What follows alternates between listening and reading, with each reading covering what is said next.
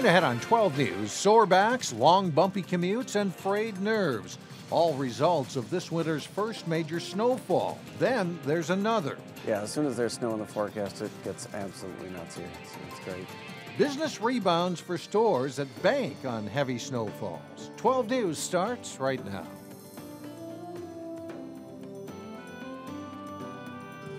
The weather turned just like that. Just a couple of weeks ago, people were out golfing. Well, now nature provides a more seasonal postcard.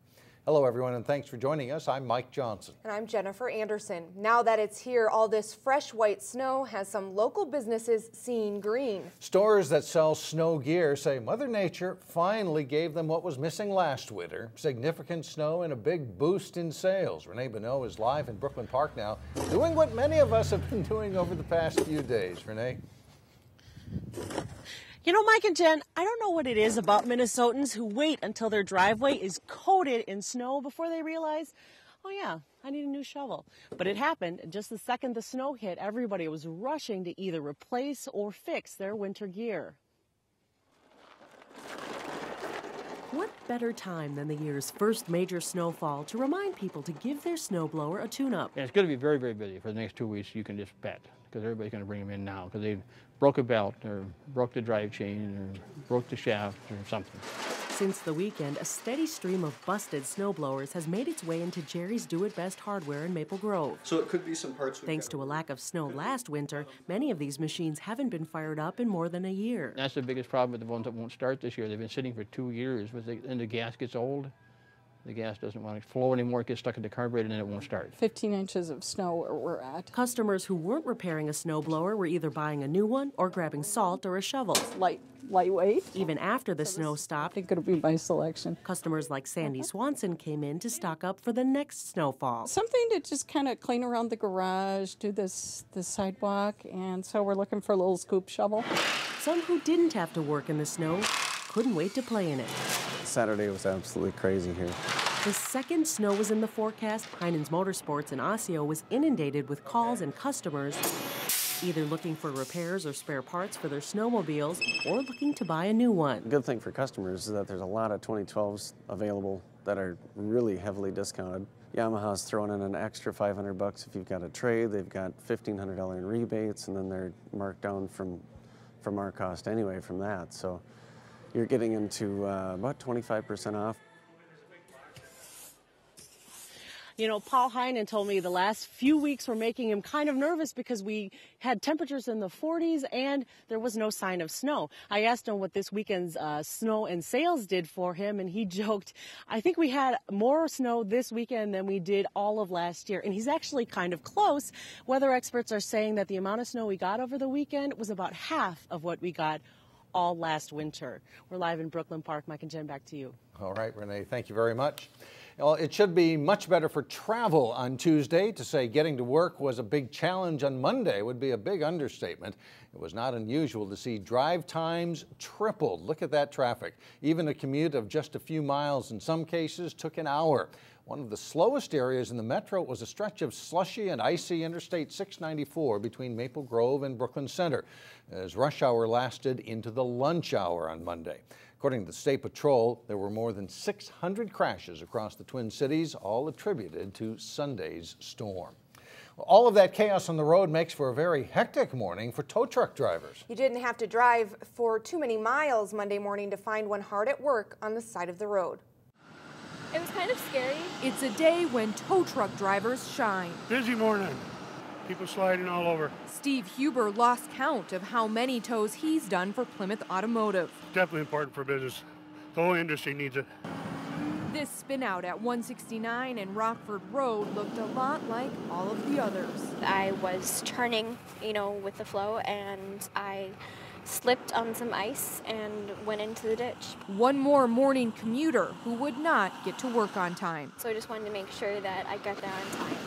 And I left even early, but that didn't work out. As soon as I drop her off, there'll be another one. Plymouth Automotive says from Sunday afternoon through Monday afternoon, they rescued more than 160 cars. Oh, yeah, I'm straight. Thanks, no problem. That's nearly double a typical snowy day. But after weeks of making snow at Elm Creek Park Reserve, the real deal is accepted with open arms here. Oh, it's beautiful. We love this, yeah. Driving to the trails might be tricky, but that hardly stopped these skiers. We live in Minnesota. We have to have snow. This weekend's snowstorm goes down as one of the biggest of modern-day record-keeping. You may remember the December 2010 snowstorm, you know, the one that caused the Metrodome roof to cave in. Well, that storm left cars stuck and people trying to dig out. So how does this weekend's snowstorm stack up in modern history? Well, it turns out this weekend made a push for an all-time high. December 11th of 2010 remains the largest one-day single snow event with 13.8 inches of snow falling in the northwest suburbs. But on Sunday, we came close, registering 13.2 inches. As far as the biggest storm, you have to go back to 1968, but that one spread out over several days. The people who clear all that snow away say there are always obstacles during the first snowfall of the year. Things like cars parked in the wrong places and trash cans too close to the street are more common. That can slow down the operation and make it difficult to do a good plowing job. Brooklyn Park's street superintendent says it could cause other problems. If you have trash cans, if you can keep them up in the driveway instead of out in the street, when they're out in the street, we have to plow around them, which means we're farther from the curb, which means we could be farther from your mailboxes. You might not get mail. It also means that in the spring, those catch basins that are along the curb there could get frozen and you could have some flooding. Hennepin County plow crews have also been out for 3 days. They hope chemicals and the sun will help clear up packed snow and ice in the next day or so. Well, coming up, one way to determine which way the economy is going. We'll take you to a small business in Brooklyn Park that's as good an indicator as any. Then later in sports, Park Center's boys basketball team scores a huge win at a showcase event. But first, a break from the snow in your AccuWeather forecast. No more snow is expected for the next several days.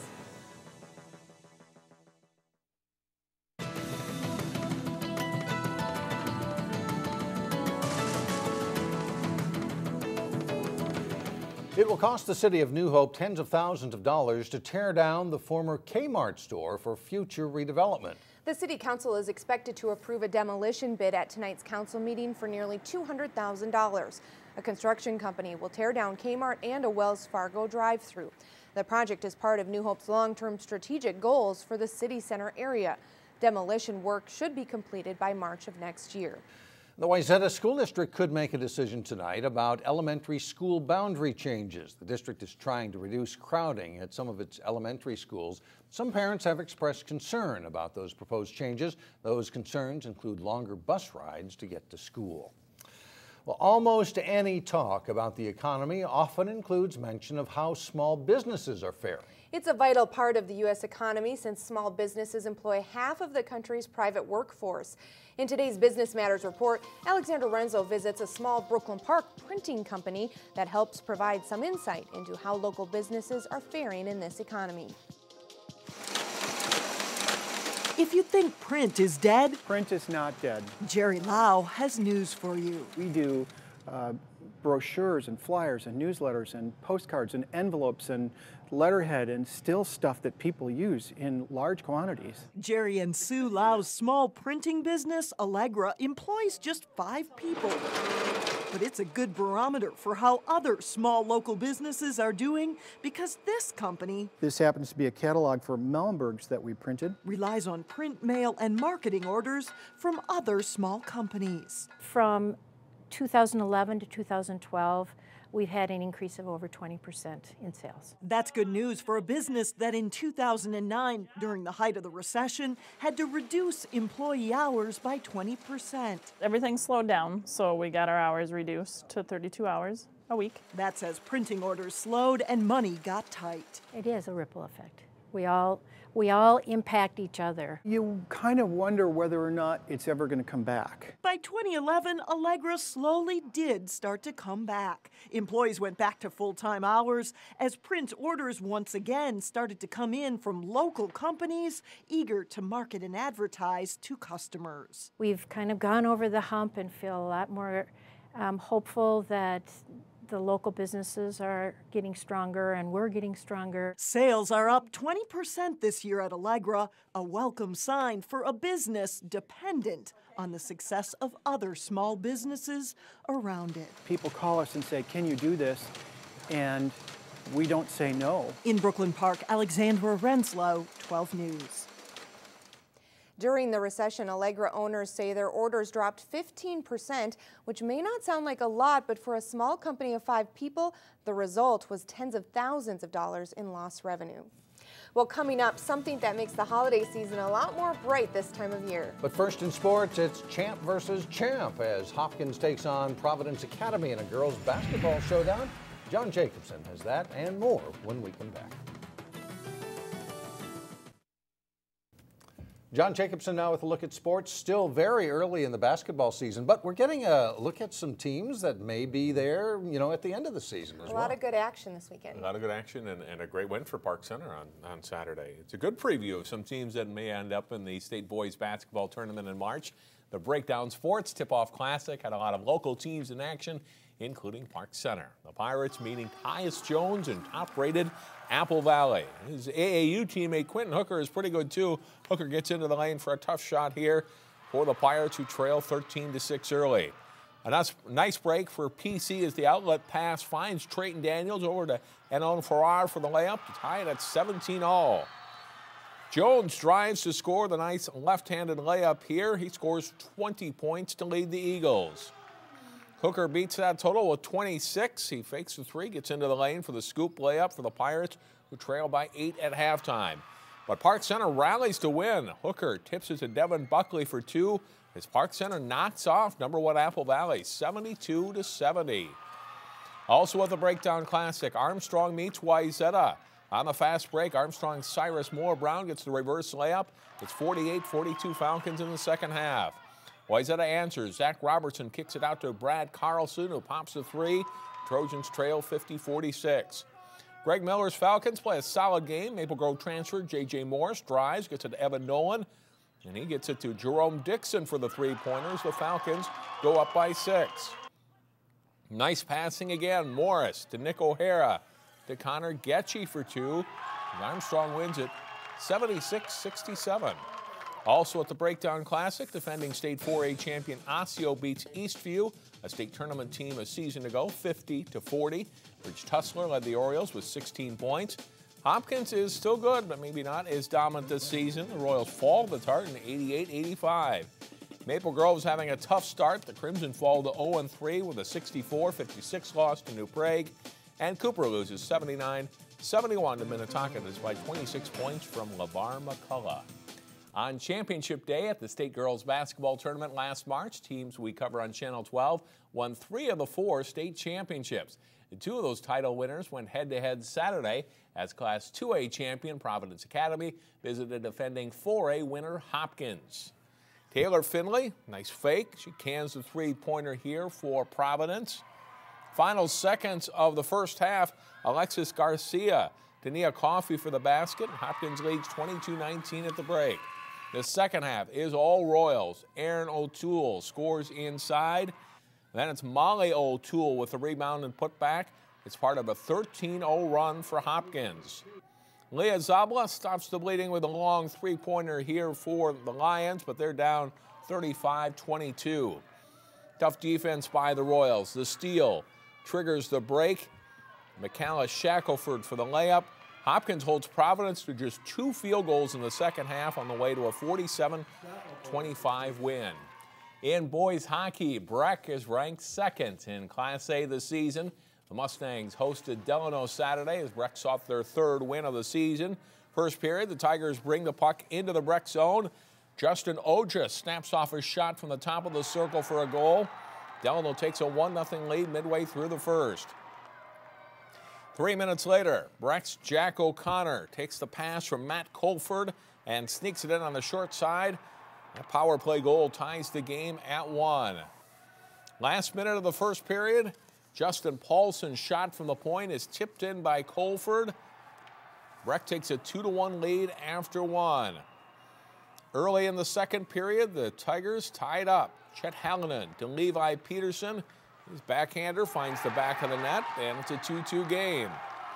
The Mustangs go back in front then. Mark Sharp scores from the circle. He finishes the day with a goal and 2 assists for Breck. And the Mustangs add 2 more goals before the end of the second period. Sharp wins the draw. Derek Waitala then will stick a shot through the traffic for a goal, and this one makes it 5-2. Breck goes on to win it 5-3, and they're now 3-1 on the season. And that's a look at sports. All right, thanks, John.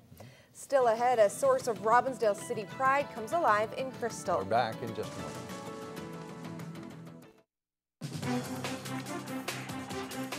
And here's a look ahead to Tuesday's 12 News. Here's a question for you. How sick is too sick to come to work? There's actually a fine line and something you may not have thought about. We'll have more on that. Plus, we'll recap the Wayzata School Board's decision about elementary school boundary changes. And in sports, a look at the Maple Grove's boys swimming and diving team as the Crimson look to stay among the state's elite teams. Those stories and more right here, Tuesday, beginning at 4 o'clock. Well, maybe Andy Williams did have it right. This is one reason why some consider it the most wonderful time of the year. Why the holiday lights, of course. 12 News is visiting homes throughout the Northwest Metro decorated for the holidays. This one is on the 4400 block of Chowan Avenue in Robbinsdale.